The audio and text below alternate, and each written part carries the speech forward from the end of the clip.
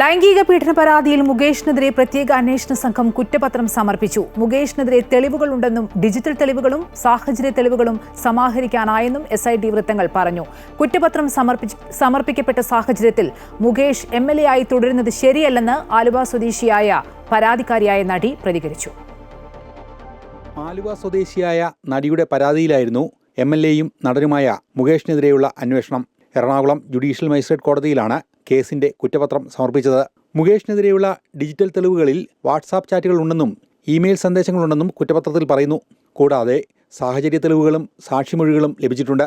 സംഭവത്തിന്റെ കാലപ്പഴക്കം കേസിൽ വെല്ലുവിളിയാകുമെന്ന വിലയിരുത്തലുകൾക്കിടയിലാണ് തെളിവുകൾ ശേഖരിച്ചത്. കേസിൽ മുകേഷിന് മുൻകൂർ ജാമ്യം അനുവദിച്ചിരുന്നു. സിനിമയിൽ ഒപ്പം അഭിനയിച്ചപ്പോഴും അമ്മയിൽ അംഗത്വത്തിന് അപേക്ഷിച്ചപ്പോഴും മുകേഷ് മോശമായി പെരുമാറിയെന്നായിരുന്നു പരാതി. കലണ്ടർ സിനിമാ ചിത്രീകരണത്തിനിടെ വഴങ്ങിക്കൊടുക്കണമെന്ന് മുകേഷ് ആവശ്യപ്പെട്ടു. താനറിയാതെ അമ്മയിൽ കയറാൻ സമ്മതിക്കില്ലെന്നും പറഞ്ഞു. വിട്ടുവീഴ്ചയ്ക്ക് തയ്യാറാവാതിരുന്നതോടെ വീണ്ടും ശല്യപ്പെടുത്തി. പിന്നീട് നാടകമേ ഉലകം എന്ന ചിത്രത്തിനായി എത്തിയപ്പോൾ കടന്നുപിടിച്ചുവെന്നും ഓടി രക്ഷപ്പെടുകയായിരുന്നുവെന്നും നടി വെളിപ്പെടുത്തി.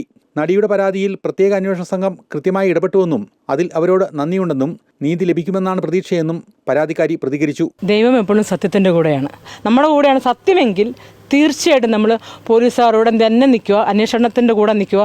അവർ നമ്മളെ ചേർത്ത് പിടിക്കും, അവർ നമ്മളെ കൈവിടത്തില്ല. ഇവരുടെ പരാതിയിൽ കഴിഞ്ഞ വർഷം ഓഗസ്റ്റ് 29-നാണ് മരട് പോലീസ് ആദ്യം കേസെടുത്തത്. കേസുമായി ബന്ധപ്പെട്ട് നടിയുടെ രഹസ്യമൊഴിയടക്കം രേഖപ്പെടുത്തിയിരുന്നു.